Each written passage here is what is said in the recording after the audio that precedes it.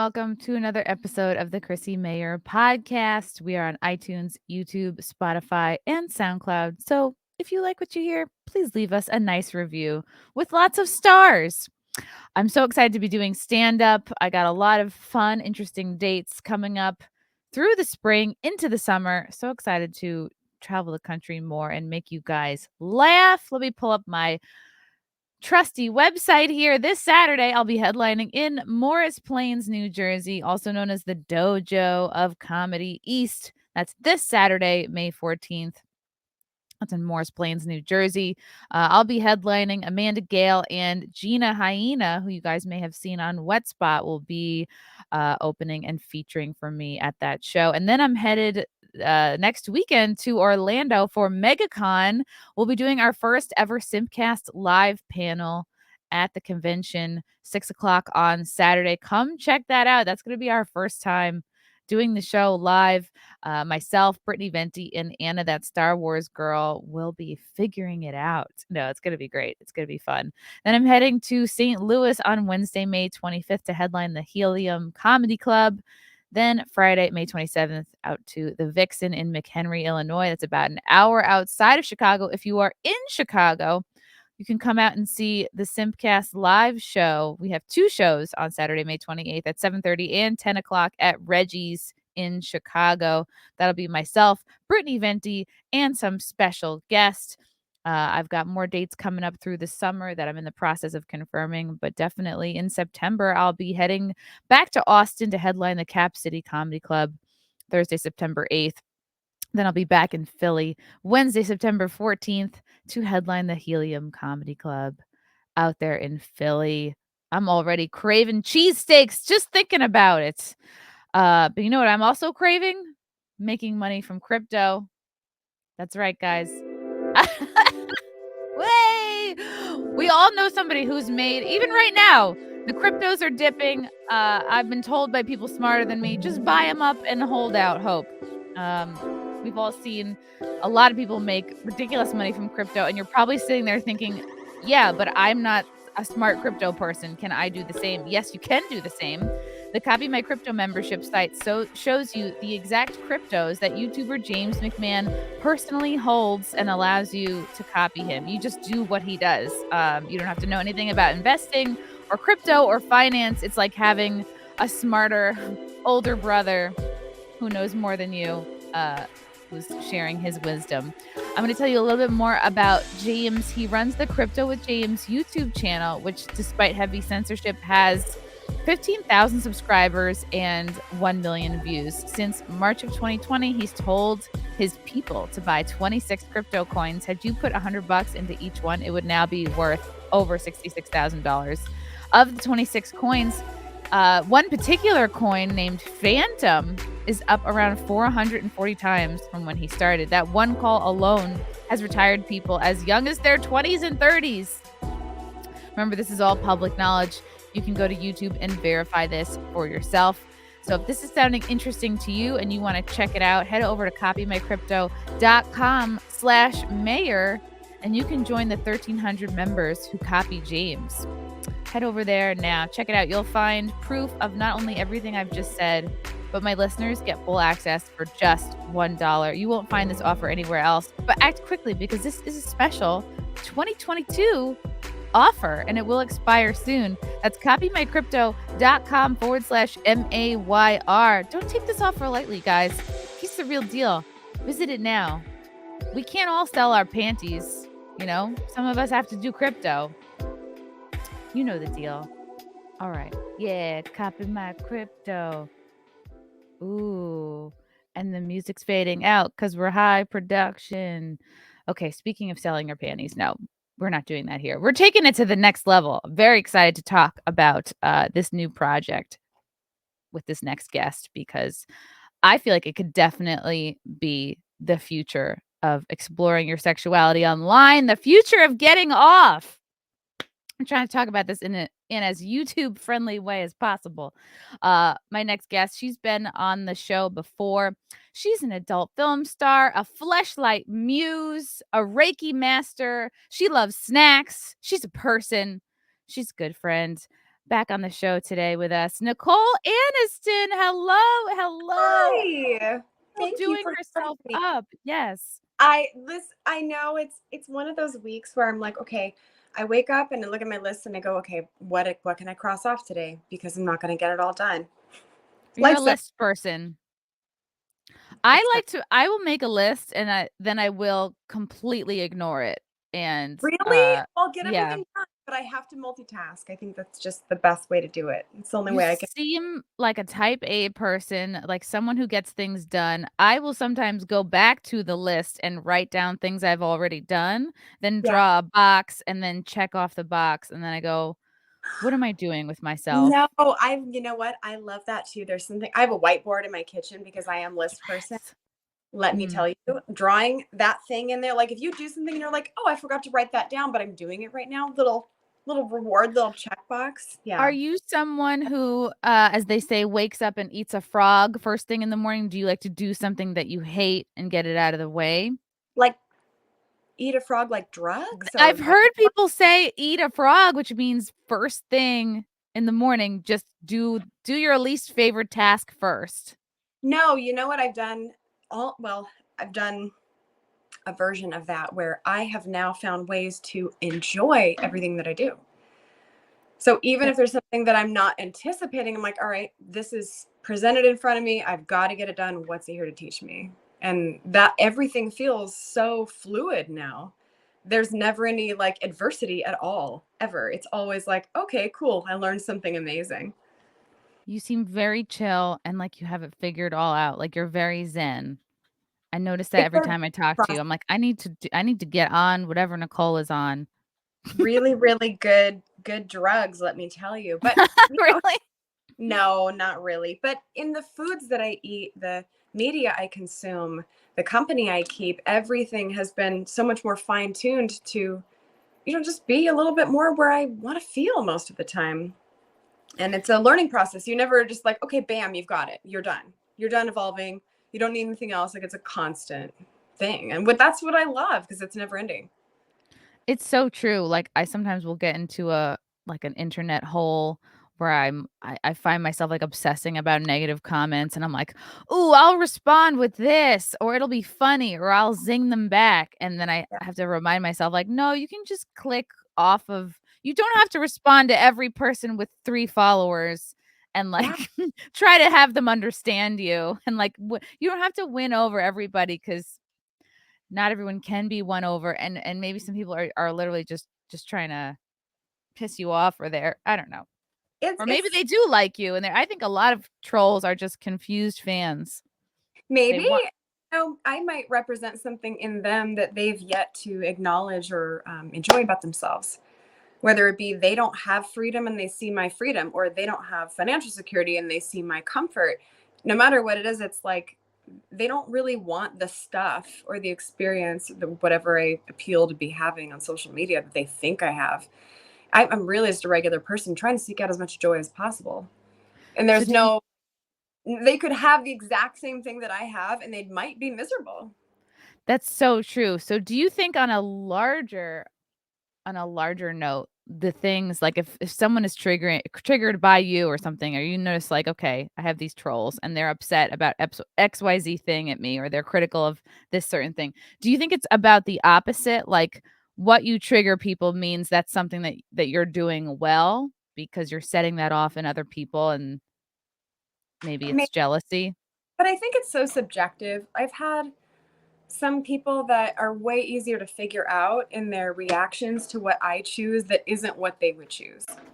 So whether they see that, oh, it's the tattoos or something physical, or not shooting with a certain person or not looking a certain, usually it's appearance. We're in very, unfortunately, very physical based like judgment and like, well, if you have that, then you're some kind of a threat to me. And we're just like so fear based and stuff. So I always try to interpret people's reactions on like a heart centered level, a wholehearted level. What are they fearing in me that they're projecting to me? What are they revealing about their fears about me to me in their short sighted, myopic, product, like, Yeah.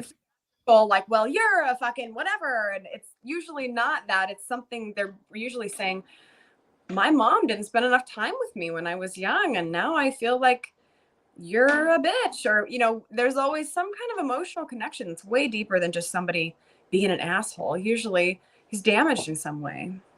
Like if someone is like, my mom didn't spend enough time with me, so your MILF porn is very triggering to me because I was not adequately loved growing we up. I think we're really, kind of taught to base our happiness on what others are doing for us or to us. So we don't ever go, well, how does that make me feel? Well, maybe I need to work on that. It's just few and far between. I don't know, I give you so much credit because, like, even, like, I'm not doing porn, but I feel like comedy is such a people still very much it's kind of like your looks matter, and especially as you get older, you're constantly checking in with yourself. You're like, "What could I be doing better? Eating better, drinking more vitamins." Like, how much of a fortune do I have to spend on skincare? And you're trying to figure out, like, how much of this is bullshit and just expensive for the sake of being expensive versus something that will actually help you look better. And so I can't imagine the pressure you feel in your industry because you probably feel like you're constantly being scrutinized, and it's a very visual field. It Where is. And, I had to find peace with it because I know that's how it is. And I also had to start valuing how I feel about the way I look far more than what I thought someone else was looking about me. And it's this imaginary fear. I'm classic. I'm sure a lot of other people are classic in this way where they don't even really know that that's what that person thinks about them. They work themselves up in anxiety and anticipation for the belief that they think that someone thinks that about them. It's their own imagination. It's their own creativity, a fear-based creativity. And I just won't subscribe to that anymore because it wasn't helping me at all. And that's why I took my implants out. And that's why I've done all the things that I've done, because I'm like, man, am I doing this because I love it? Or should I stop doing these things that don't make me feel at home in my body? And I just have to that's okay if you don't like it. Just stop looking where you don't like. If they're looking at me, right? they're following them. Yeah, it's like, stop looking at me and you won't have anything to be upset about when you see where you're looking. It's I funny. agree. Like, I'll see comments like someone going on and on about how I'm not funny. I'm like, but you're still here. Like you're still here pouring your heart out into these comments, like trying to convince people that I'm not funny. Be like, you know what? If they stick around long enough, like people will find something I say that they don't find funny. I'm gonna do a quick shout out to a couple new members. Apothnia. Sorry if I butchered your name, and Crash Mondo. Thanks for becoming a member. I started this new little member thing on my YouTube That's so channel. cool. Very exciting. And I don't really quite understand it, but we're in the future, baby. Right. You shot recently with Ariel Demure, who Yes. is trans. Was this your first time working with a trans performer? And did you get any like negative, positive feedback? How was that I, received? I mean, maybe it's just law of attraction working really well in my favor. And I'm not ignorant to the wide array of comments, but I seem to only attract people that are cheerleaders. Very, very rarely nowadays do I get somebody who's like, you and your decisions, and who's angry about my freedoms that I'm choosing for myself. So I didn't really anticipate any kind of negative response. Maybe I've been like conditioning myself to just observe all the good stuff. And You but figured it out. without myopic, like I'm just attracting people who are happy for what I choose. It's really intense. That was a super fun scene. She is, like when you see someone on the internet and you're like, oh wow, they're really beautiful. And then you see them in person and you're like, how, Where wait did a that minute, person go? Yeah. That's how my you didn't biggest fear know. is for people to think that about me. Some people would like, they look a little bit different, but no, like she's so beautiful. And it's like we had great conversation and it just was like, it just felt like a normal day. There wasn't anything different about shooting with her. I don't know, it just seemed like, just You seemed just liked, you connect with the person at the end of the day. it was great. I'm pan, and I guess, and I learned she was pan. We had all these funny little commonalities, and I loved her company, and her energy was so fun. We had great topics to talk about all day. We yammered the entire day. My poor director was like, oh my God. Because You're like, let's go to Home Goods after this. Let's get I candles. we were Yeah. talking Cost Plus World Market because we find all these cool little eclectic goodies there, and forget it. The whole conversation. I feel like I used to know this. How is pansexual different than bisexual? For me, so I just maybe that I don't know what I was doing all this time, but I was like, I think I'm bi, but that person's hot and that person's hot and he and she and they are hot, and like, well, okay, then what is it? And I guess it's like people are hot. People just I'm attracted to people. Comes down to you're attracted to that person. That makes sense. Very particular. In my case, it's extremely particular, but I've been having a lot of fun kind of Okay, figuring that, good. because saying bi was like it was like 4% of men, and it was like 96% of everybody else, all these different varieties. I was like, okay, maybe I'm not bi. Does it almost seem like saying that you're bisexual is like too inclusive? Like No, pansexuality is like, okay, it's more specific. It's like a little bit more specialized. I don't really, I mean, I think it's per person. I think there can be, if it's just like this big long spectrum, there's no, like when you look at the I look at literally like a rainbow, which is so funny because that's really cool. And you look at, there's no definitive like lines between the colors. It all just is a gradient. It all blends together. I think that's why sexuality is pretty much too. Some people are very strictly attracted to, men or only women, or I don't know. I think everybody's Yeah. just super subjective. Was Ariel the first trans person you worked with? Yes. Yeah. What was that like? I mean, I think it's funny. It's like a be ideal because it's like if you like hooking up with women, but you still like dick and you don't necessarily like going down on women, that would be a home run. It's like, And it helps you kind of discover like what you really find beautiful, because I think that's one of those beautiful things is like I am attracted to her. I'm intensely attracted to her because I'm pan and she's really definitely my type.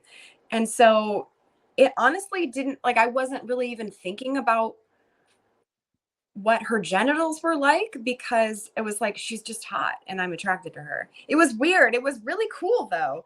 I love that. Like I've just the whole like couple like last years I've just been trying to figure out how can I like diversify my spectrum and my unconditional compassion for all people.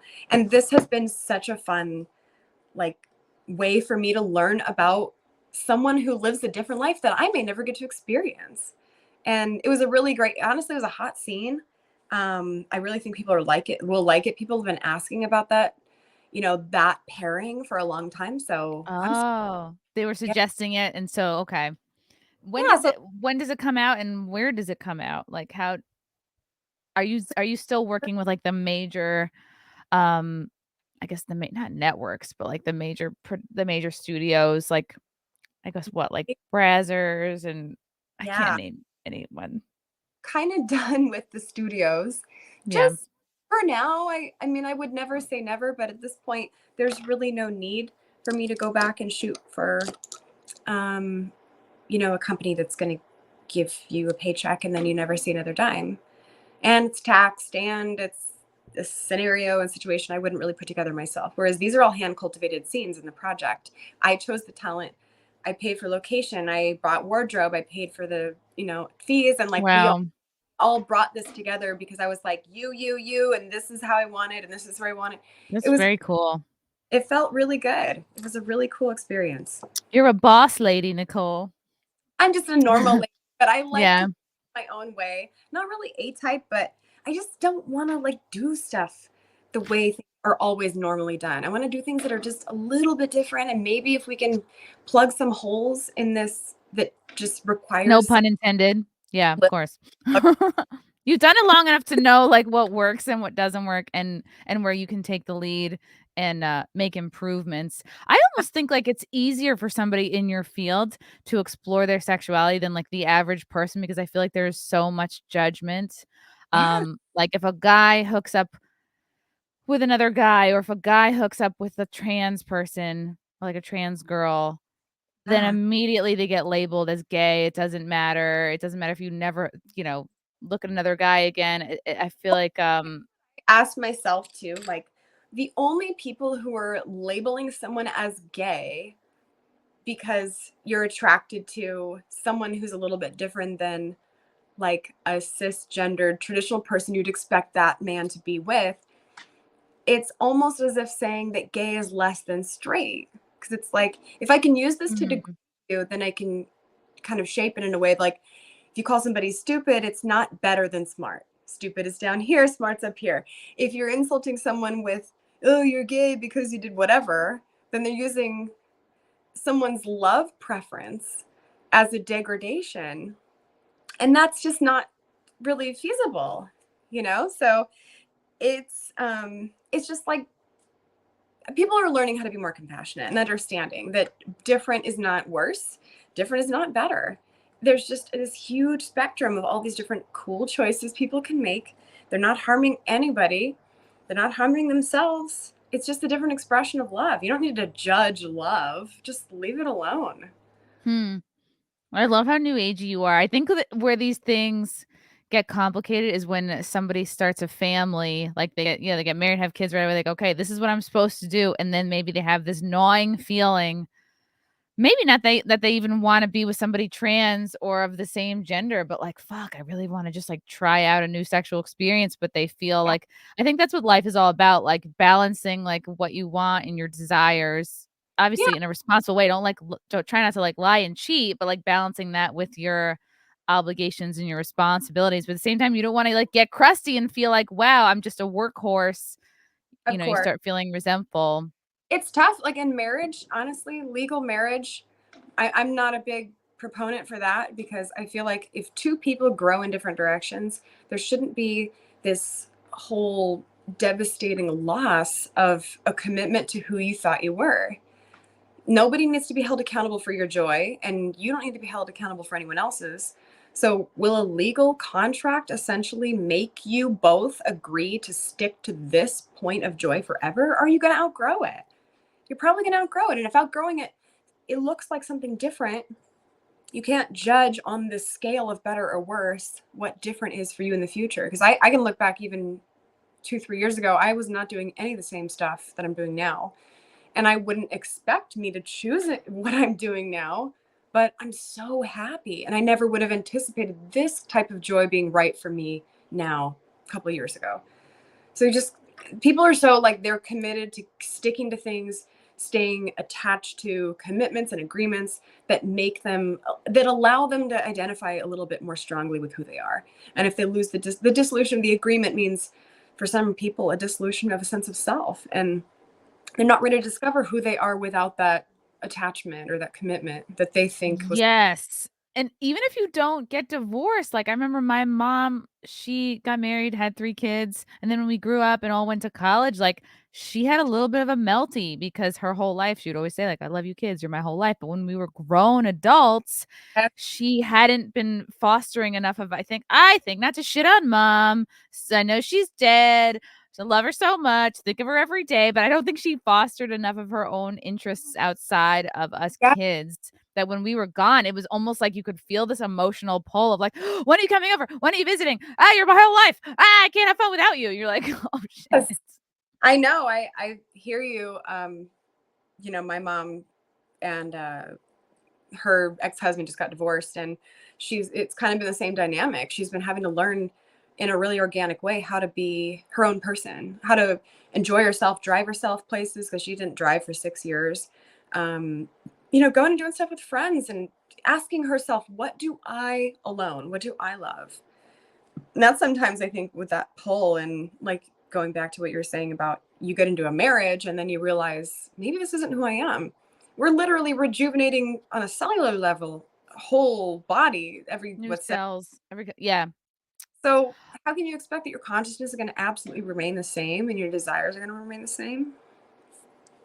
It's true, and you have to find what works for you because for some people, marriage works really well because that person is like I know with my boyfriend, it's the healthiest relationship I've ever had. He's like a mirror. Like if I'm avoiding something or procrastinating or I have an unhealthy pattern, like the person who's with you all the time is going to show that to you Hmm. in a way that I know if I were just single, like, you can just continually have your good first dates, your charming first dates, and for me, it's helped me like learn and grow and become a better person.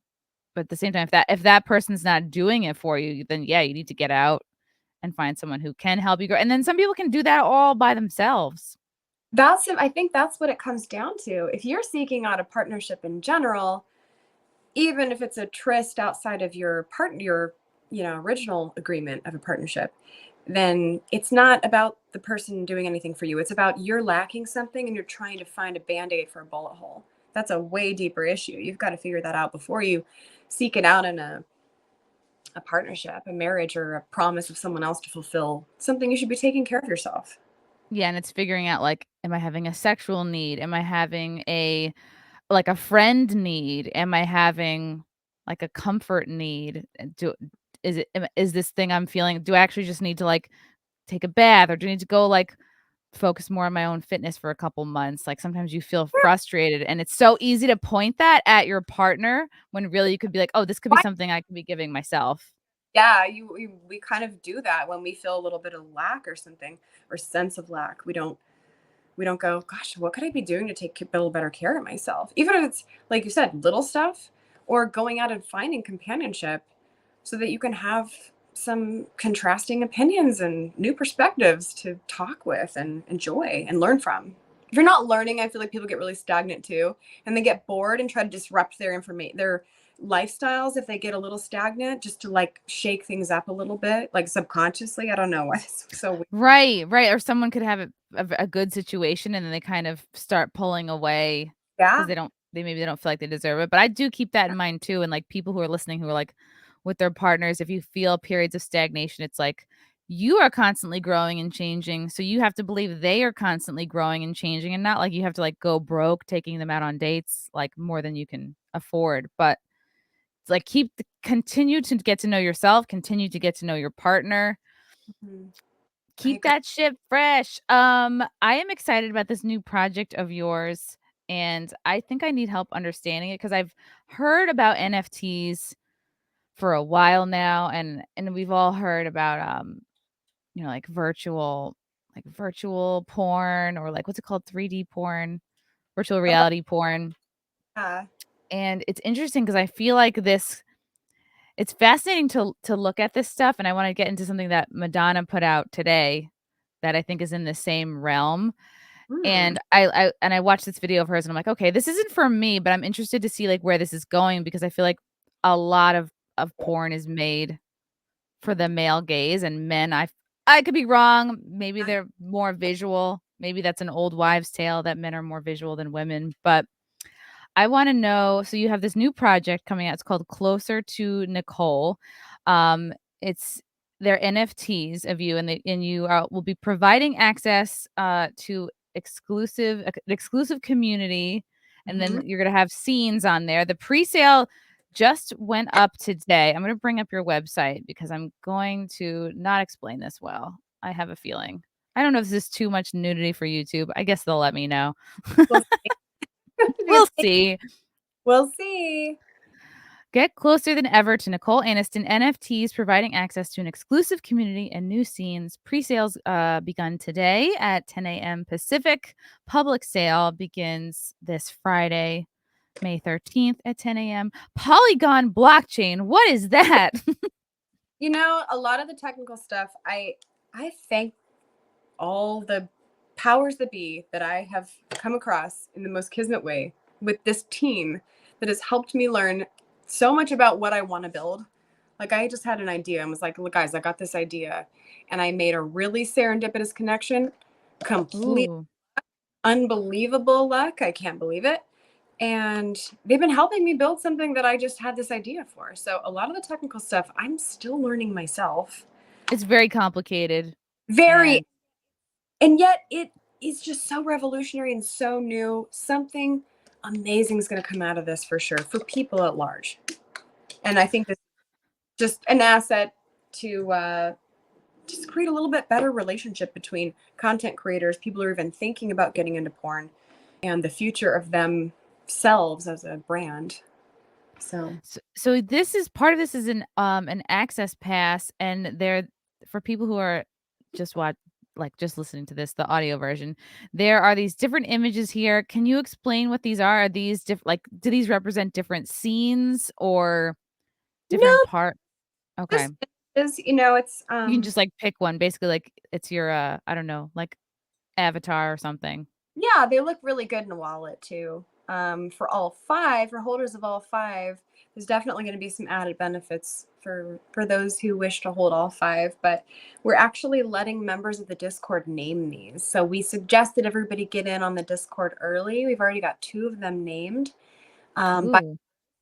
so the Discord now today's closed off. I believe it might still be open, but I'm not really sure. I I think think I joined it today. I was like, I wonder if I'm the only girl in this Discord. And maybe. I'm trying to familiarize myself more with Discord. Like, I know we have one for Compound Media, Yeah. for a couple other podcasts that I follow. Because I was I'm just curious. I'm like, "Oh, I'll join." like, are you tech savvy? Are you good with like new I'm apps? getting there. I'm getting there. Like, I have to learn about OBS, but I figured out StreamYard. I know how to Good. shut down my computer at night. That's the important stuff. I'm so tech savvy. Oh, so cool. So what will this be? Will this be um scenes that you can is this basically like an alternative to like a Pornhub? Is this and Yeah, how does this like you similar. can own NFTs and You is it can more just a place where like your community can go and watch your like specific scenes instead of say putting it on like a Pornhub or a Brazzers or something? so this will be there. It's going to be the only place for me that is going to see high production, professionally shot stuff because I don't want to do studios anymore. I don't want to put any not that I want to piss anybody off, but I don't want to continue to line anybody else's pockets. I think that that's kind of where we're at in the paradigm right now. Let's stop lining pockets that are already super lined. Let's start putting a little bit more money back in our own pockets and building like something a little more foundationally, structurally sound. So this was it's there's scenes. The scenes will be all professionally shot, edited together, so they would be, good, super high quality stuff. But they're the only ones that are going to exist like that. Everything else on OnlyFans and my other platforms will be like amateur shot stuff. So stuff shot at home, and there's going to be plenty of that. This project's definitely not swapping or taking the place of or going to have priority over, but these will be professionally shot scenes and firsts that people can't see anywhere else. Ooh. Okay, I got a couple of questions. Let's see how appropriate these questions are. Okay. Oh, from Frank. What does Nicole think is the weirdest porn trend? Oh, he wrote prawn so it wouldn't get caught in the I love censor. it. What is the weirdest porn trend? Is it step porn, stuck step porn, something else? No one's ever been stuck on a washer. Not So in real life, yeah. I don't know, not in that way. There's not, that's why they make them that way so that you don't get stuck in them. Like they're designed anyway. The only time I've ever been stuck would be like, yeah, climbing fences at night in high school, like sneaking out of places, Yeah. sneaking out of like yards. I Yeah. got Okay. stuck on a trampoline once, like, on the corner, but, like, again, that was not sexy. That was, like, I had this boyfriend in high school that I only dated because he had a big trampoline in his backyard. Oh my God. That's the best It reason. was I was like, "Sure, I'll give you some terrible hand jobs in exchange for some time on this sweet, sweet trampoline." Oh my God. I love that so much. It makes me so Do you happy. think stuck is the worst? I mean, like, what are the So trends right now? Has, like, the family trend subsided at all? I don't know. Um, I'm not really sure. I don't think so. I think the step thing is still there. I don't personally like, I think the age play thing, when the person being cast for the role in the very, fabricated production of porn looks underage and they know it. Okay. Like that is so weird to me. Like when they're doing that, like, they look they actually look underage, and that's kind of why they're like 20 years old, but they look like they're like one of those freaky, like, they look really, really young. That's amazing to me. I think that's kind of step thing's kind of weird. I grew up with a stepbrother, and I never thought that that was good or an option or anything. That was never like a thing. Yeah. I don't know. It's really not kind of relatable. It's Is like, it right? It's like not incest, but it's not like it's actually laziness. Like if you want to have sex with like a step person, like that's lazy. Go out and meet a fresh person. Why does it have to be somebody in your house? You're right. Not that's what it comes down to. You're just not applying yourself. No, that's funny. No, I think that's the one. I think that's the step out of those ones, the step one. The stuck thing's just, haha. Would She you goes where would stuck.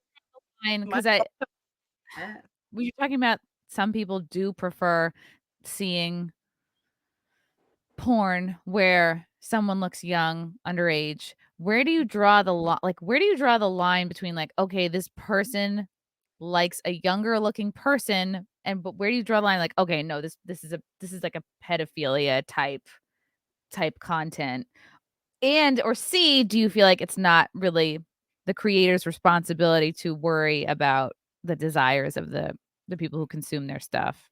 I really have a hard time discerning. I think,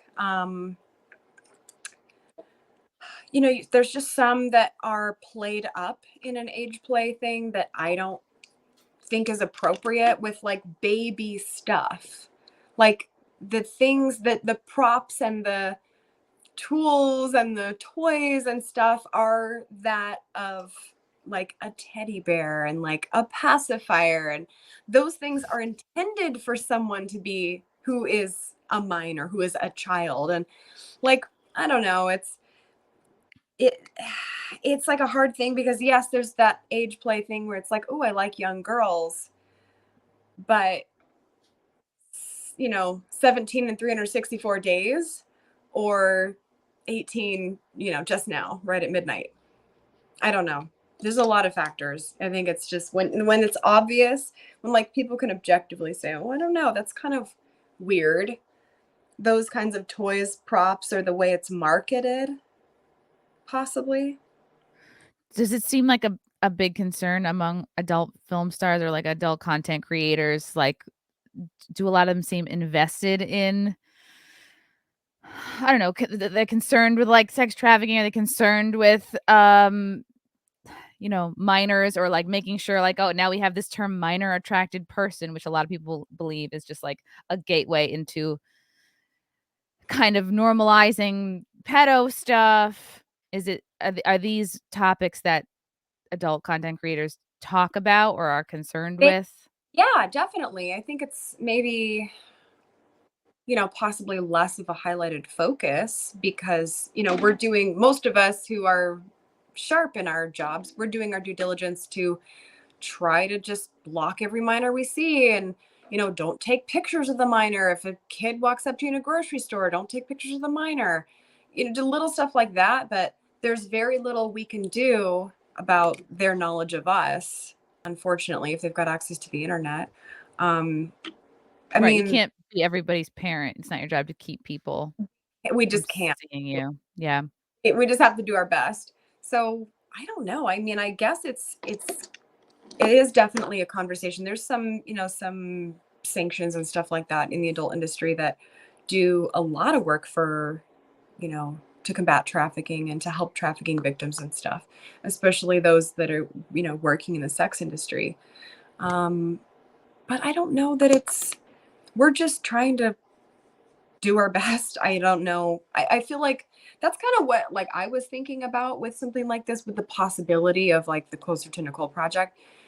Would this be the possible new way to keep adult, to allow explicit material to be in the hands of adults only, or as readily access to adults only as possible, and a little tougher to get to? I don't know. I feel like there's some kind of implication there. Definitely. There's a question here from Bruno Escobaria. This might be about the Ariel Demure topic. Can you ask her if she's going to do a deep throat scene? Maybe I don't even know what this is regarding. Just generally. No, I mean, I've kind of explained this a little bit, but I'm super gaggy. Like, You're gaggy? I wonder gag. if I'm gaggy. I should try to find out. I've tried with just about everything. People are like, oh, you gotta practice at home. Just gagging at home by myself. Just gag at home. Home gag. Okay, I hope that answers his question. Ned Hill, porn has gotten super woke, yet many girls were no longer work with Christian because of his TS work. Chrissy loves you on Gutfell. What is work with Christian because of his TS work? Do you know what this is about? Yeah, I think that's more for personal reasons. I don't know him personally. I've had very minor interactions. The ones that I have had were not particularly pleasant, so I discontinued attracting him into my field. I think that a lot of that is not because of the TS work. I think now it's because of ethical stuff, ethical reasons. And Who is um, Christian? I think he's intending to mean Christian Triple X, pretty well known Oh, performer. Yeah, I'm he's done a so little bit out of of it. Okay. content, been around forever. So more people are turned off, you think, from working for him because of ethical reasons rather than his work with. Definitely more like in the realm of lack of professionalism and stuff like that. Oh, okay. The TS Okay. work isn't, a reason. Okay. Yeah, people seem pretty open. Like, Yeah. that doesn't bother them for the most part. Fat Master, thank you for the super chat. Pilgrim Media, I apologize for my complaint. Did you have Everyone's a getting in line. I don't even remember seeing a complaint of yours. Do you think, okay, I've heard people talk about this subject and that they're not in the adult industry, so I go, how feasible is this really? I've heard there's this, what would we call him? A content creator. He's a Twitch guy. This guy named Destiny, and he has this theory, or maybe it was a couple of these other I forget their names, but they're kind of all run in the same like circles of YouTube. They had this idea that if someone is a map, right? They're attracted to like minors or they're whatever, pedos, whatever you want to call them. That a better way for them would be like, ooh, let's just make content just for them so they don't go seek it out in the real world. And I'm thinking, I don't know that this is feasible. Like, you can't control.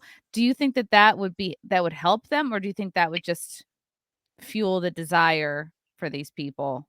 I don't really know that I have a fair say because without knowing what that mind is like to be attracted to a minor, I don't know what would help me not feel that attraction. Yeah. So I don't know. I don't feel like it's my business. I feel like to say what would be the best thing to do, because no matter what, the focus is kind of on like, how do we get them to not take advantage of a minor who does not want to, we are not taught consent in sex ed. I feel like it needs to start there. No matter what you evolve into being attracted to as an adult person, I feel like consent is number one. And I don't know where society is going as far as legalities and sexual interactions between adults and minors, legal wise. It is what it is right now.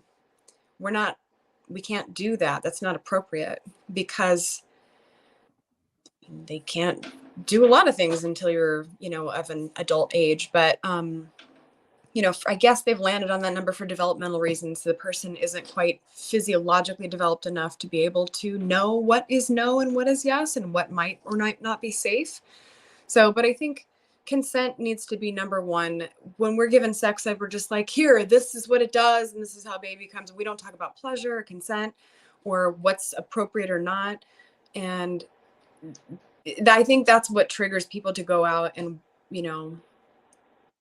commit sexual crimes, possibly, or, having some kind of masochistic tendencies, or I don't know.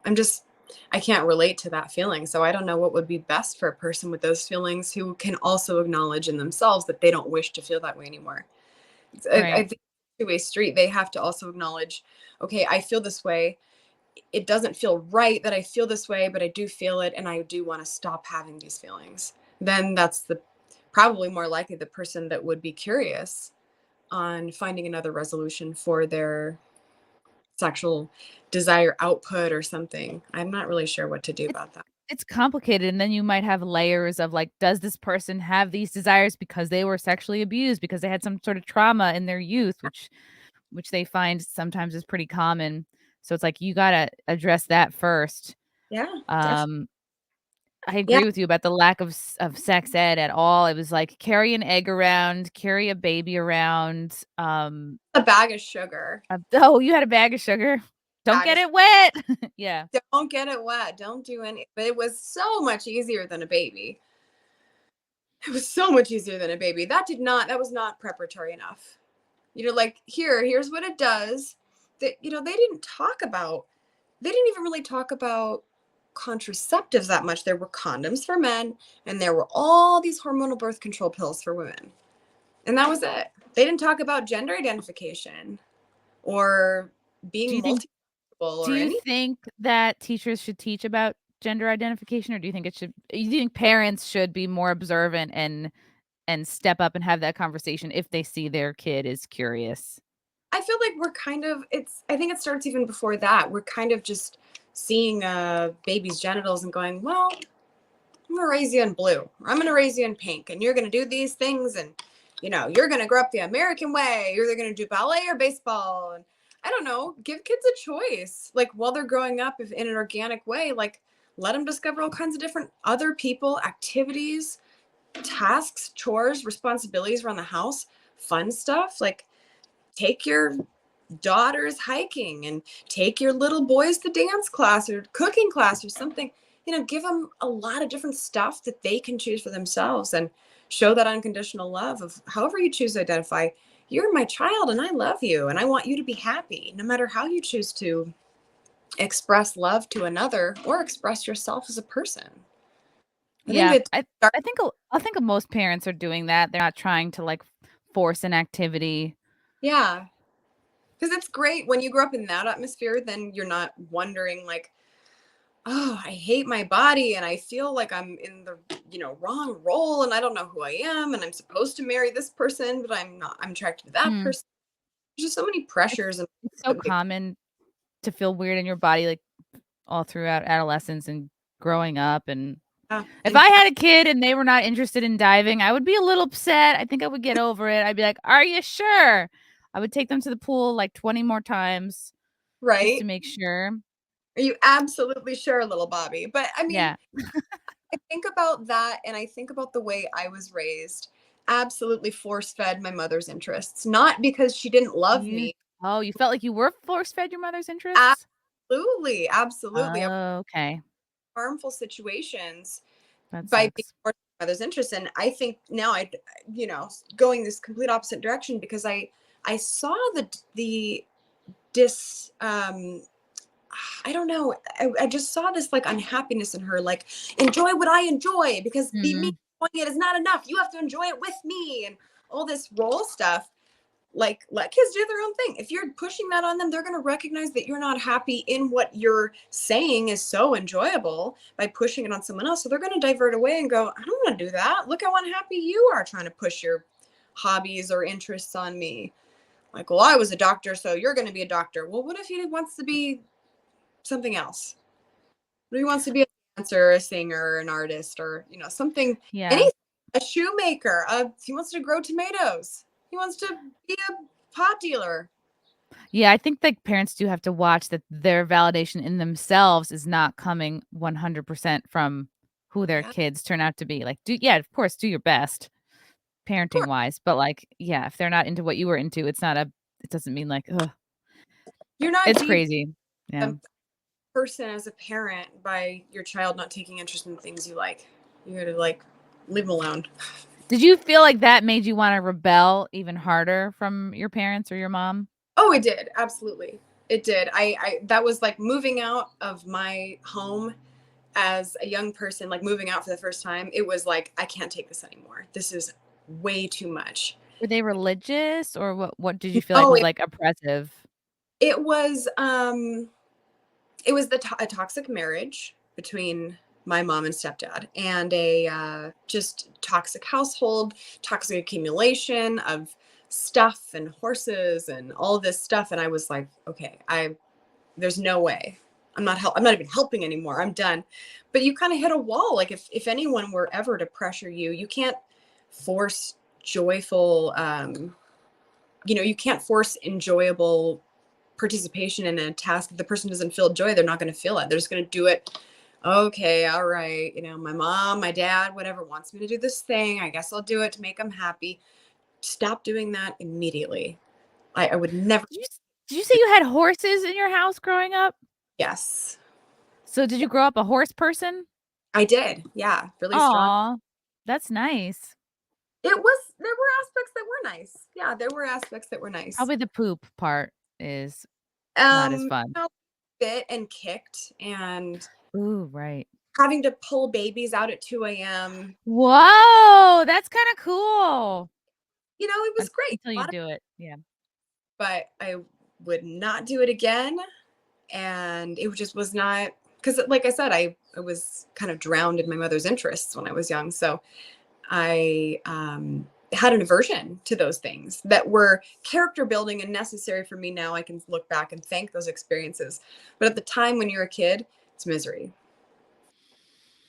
Yeah, I feel that. Oh, it's just so interesting. You grow up, you realize your parents are like not these superhero beings. They just are adults, grown people trying to do their best with what they have at that particular time. Yes, for sure. It makes you feel more like, it allows you to forgive them for the choices that they made that impacted you in what you could perceive as a negative way, and to forgive yourself. Like, not everybody's going to be perfect all the time. And now we're raising our kids and doing our best to make sure that they don't end up like us. And yet they're going to end up a little bit like us, because now we're doing this rubber band effect in our consciousness while we're trying to shape their personalities. So there's going to be stuff that they're going to, damn it, mom, she did this to me, or, whatever. There'll always be something to complain about. I saw this. Madonna is getting into the NFT game as well. This came out just this morning when I was trying to figure out what we were going to talk about. I'm like, wow, this is fortuitous. Madonna defends her nude 3D vagina bearing NFT. I'm giving birth to art, she says. Madonna isn't hung up on criticisms about her body bearing NFT. The 63-year-old Queen of Pop worked with the non-fungible token artist Beeple to create an NFT that made fans and critics gasp. The NFT contains some very not safe for work graphics featuring the like a virgin crooner fully nude and giving birth to butterflies, insects, and trees. The collection even includes a 3D model of her vagina. Madonna is now defending the usage of her naked physique in a new interview she did with Beeple creator Mike Winkleman. I'm doing what women have been doing since the beginning of time, which is giving birth, the mother of six said in a chat shared to her Instagram account on Wednesday. I'm going to pull this up because I did watch this and there's nothing crazy here. So I'm going to pull up Madonna's Instagram, and they did, whoopsie. They do kind of, okay. So this is her talking about the process of creating this NFT. I want to get your thoughts, Nicole. Let's see. Oh, it's up. There it is. Here we go. Have you showed these pieces to people whose opinion that you admire? I showed them to a few people. I would show them. Are they completely weirded out by it? It's not often that robot centipede crawls out of my vagina. The weird thing is you made it happen. I think it's really important that people know that a lot of thought and conversation went into creating these videos. I'm trying to find some text messages to help people understand our levels of detail and banter back and forth to each other. I say, oh, we have a forest with creepy, crawly bugs coming out of me. We need an urban, burned out, post-apocalyptic landscape with this giant tree growing out of me. Now, I only tell you this because we ended up doing all of these things. We just ended up separating them. Yeah. Then there's this really cute picture of you giving birth at your desk. Can you see it? Do you like it? I think you were trying to give digital team like an idea. So I'm not the only one with my legs open. Mike was too. Have you showed these pieces? Okay, so this was her talking about the creative process. Okay, so now I probably should have shown the video itself first and then the chat. Okay, so now I'm going to show, this is, I guess, the actual, this is blurred. So hopefully you guys don't see anything crazy. All right, because so here's her like NFT.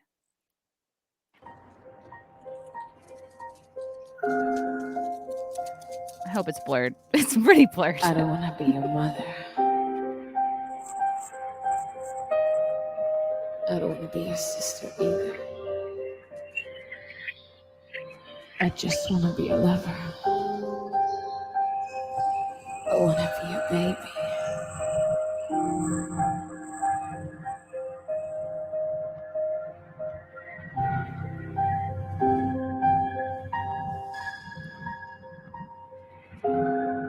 We can fly.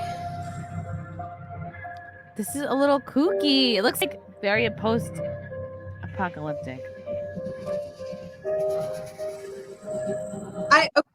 Immediately. No. No? Tell me what you're thinking. She looks like it looks like a sex doll. To me, this doesn't look like Madonna at all.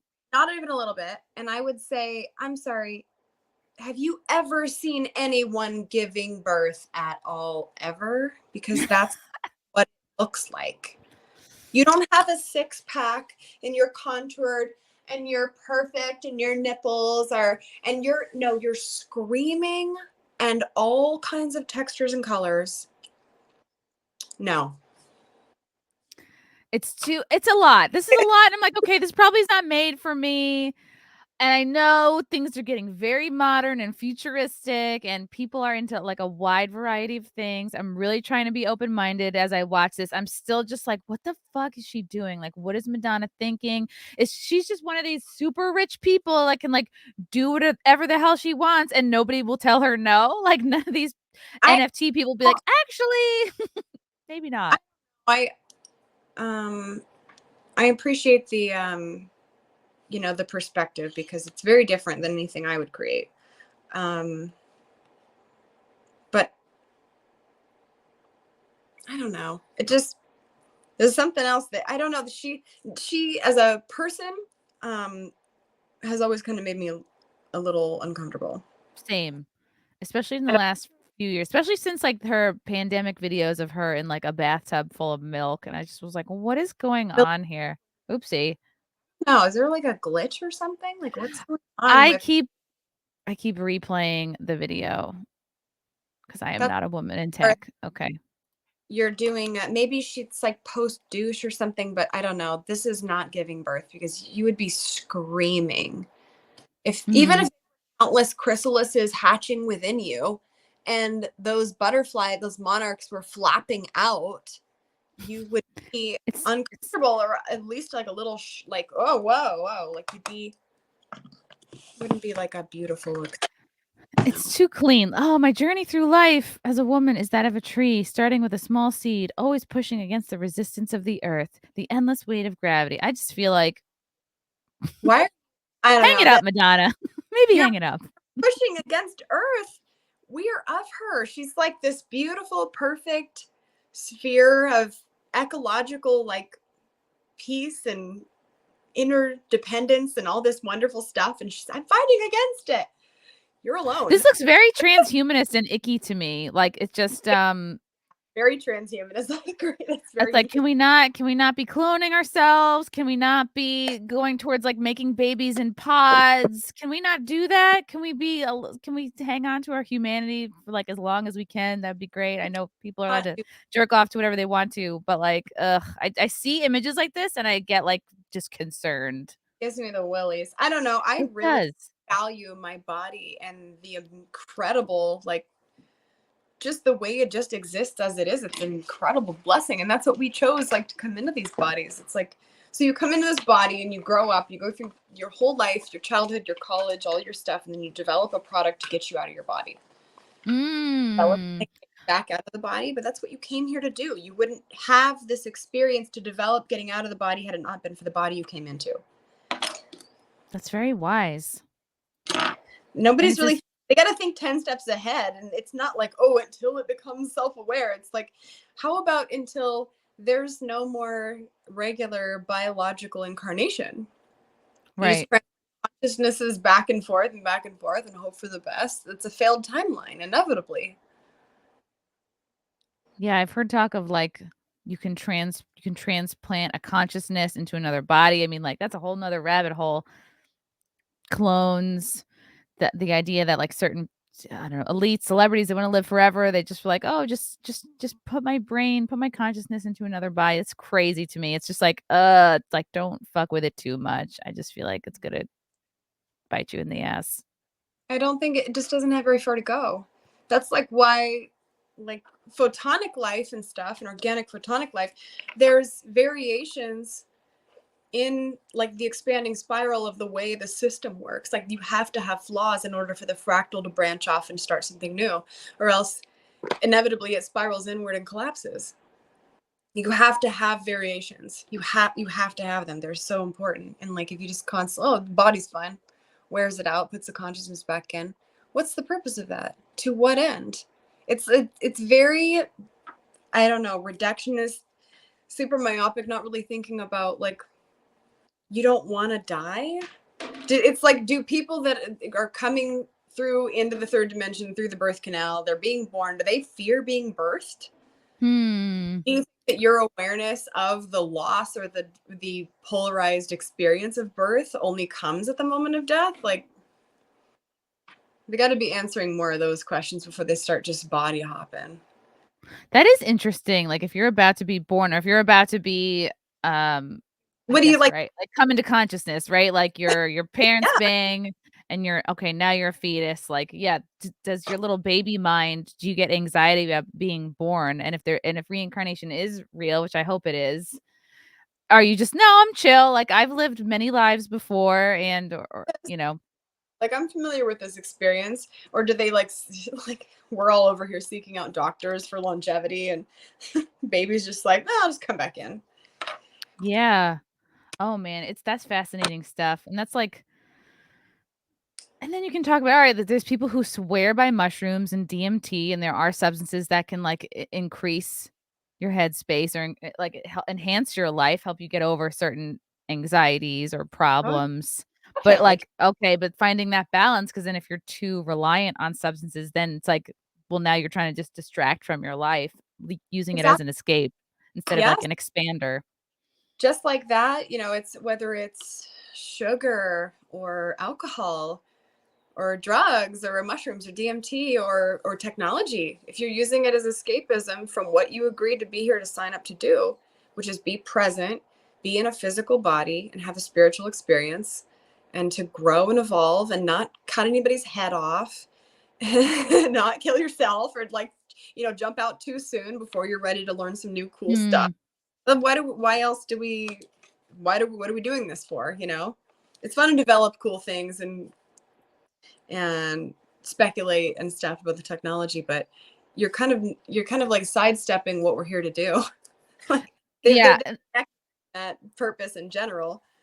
This Madonna video just reminds me of like, I don't know what I imagine like the metaverse could be, worst case scenario. Like, people, they stop living their physical lives. They're just indoors. Like, oh, that would be such a tragedy to me. You're like, well, I'm never gonna like, win in real life. So I'm just gonna give up and plug in.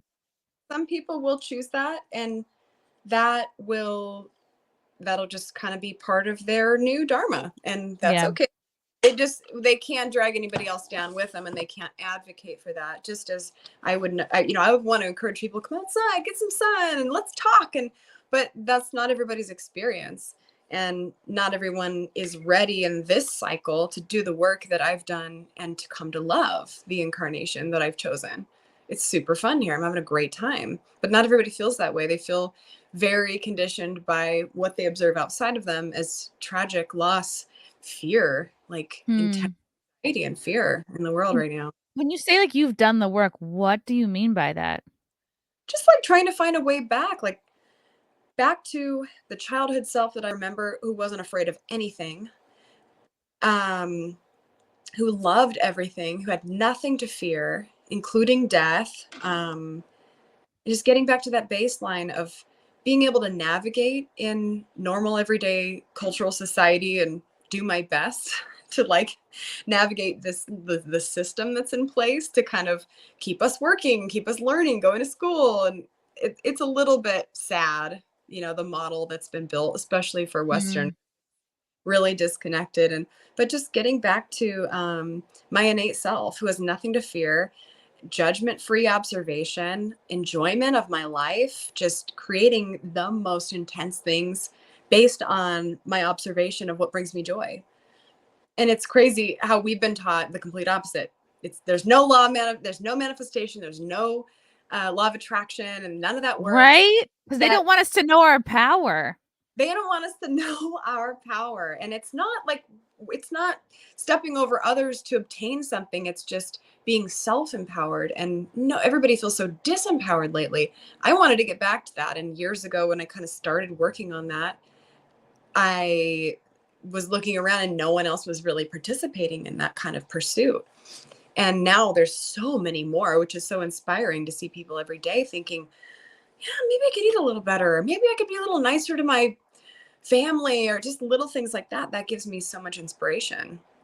I see that people are collectively catching on. I feel like people really want that on a deep level. So I'm intending to find my way back to that wholeheartedly. It's been going really well. That's so key. And yeah, remember what made you happy as a kid, and the kids aren't worried about, like, you really can die at any time. Like, and that's okay. Yeah. And that's okay. And it's okay. This Madonna thing is gonna haunt my dreams. Yeah, it's a little different. Mm-hmm.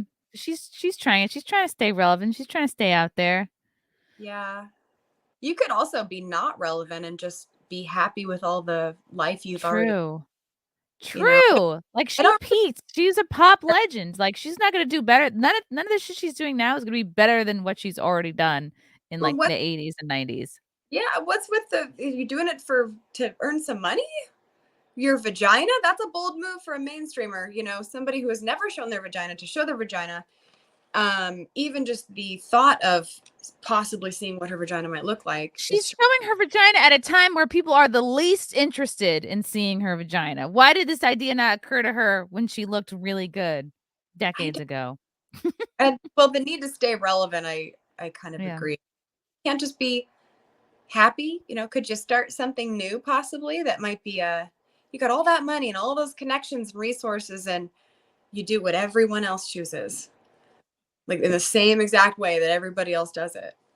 That's not like an outlier at all. That's just it's copy and paste. I love that she created something new, but it's so big. She doesn't, I don't know. I'm not saying she doesn't need to, but it's like, ugh. Seems like she's trying a little too hard to just stay relevant. The Dark Side with Love says, Nicole, have you seen Chrissy drink water before? Oh God, no one needs to see that. I'm weird at drinking water. Like, I never figured it out. It depends on the bottle, but I just sort of like, I don't know. It's like you can't really tell. I kind of just throw it back. I'm not a good sipper. I don't want to talk about it. I'm sensitive. All right. Really? Next. It's easier for me to obviously drink out of like a mug. I think what's the most awkward is like a Poland Spring bottle or something, because I just like, I don't sip. I just sort of like chug it like I'm a soccer player on a break. Like I never figured it out. Do you want a straw? I wish I could get you a straw. No, I'm good. It's just something I get made fun of for. It's fun. We're having fun. Fat Master. Oh boy, here we go. Here's a great question. When was the last time Nicole got spunked on? Woo! 4 days ago. 4 days ago. In. Oh, in? Oh, spunked in, not on. Was that with Ariel? No. Oh, okay. No, that was wait. No, that wasn't the last one. Like, I take it back. This morning. I really like sex. It's fun. Oh my God. I'm so jealous of you. I've been working too hard. Ken Lipson, does Nicole have a P.O. box? I do. Yes, I'll put that on my Twitter. Ooh. Ooh. Wow. I was expecting the questions to be a lot more inappropriate. You guys have really behaved yourself today. I'm very impressed with the chat. I love it. Good questions, though. Good question, guys. Check out Nicole's OnlyFans. Follow her on Twitter at Nicole Aniston X, and Instagram at Real Nicole Aniston. Visit the closer2nicole.com site and check out this very cool NFT project. Is there anything else I'm forgetting? I think that's it. I really appreciate it. Thank you. This is very exciting. We're into the next phase of adult content. Yeah, hopefully it'll be a big model shifter. I think it'll start something new. I'm excited. It's very cool. Nicole, I am obsessed with you. Thank you for coming on. You're such an inspiration. Like, you make me want to go take a yoga class and a bath and like chill. You're so chill. Good energy. Oh, thank you. Appreciate you having me on, and I hope you have a great rest of your day. You too. Thank you guys in the chat for your questions and comments. Until next time. Bye. Bye.